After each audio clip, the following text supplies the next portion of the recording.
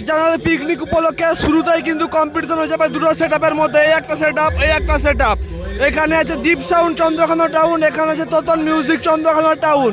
তো দুটো সেটআপের মধ্যে কিন্তু মুখোমুখি সেটআপ দাঁড়িয়ে আছে, এক্ষুনি কিন্তু কম্পিটিশন আরম্ভ হবে। আর এখানে কিন্তু আছে তোতন মিউজিক অলরেডি বাজছে। তো দেখা যাক বন্ধুরা রেজাল্ট কিরকম হয়। দুটো সেটআপের শেষ পর্যন্ত দেখতে থাকো ভিডিওটা।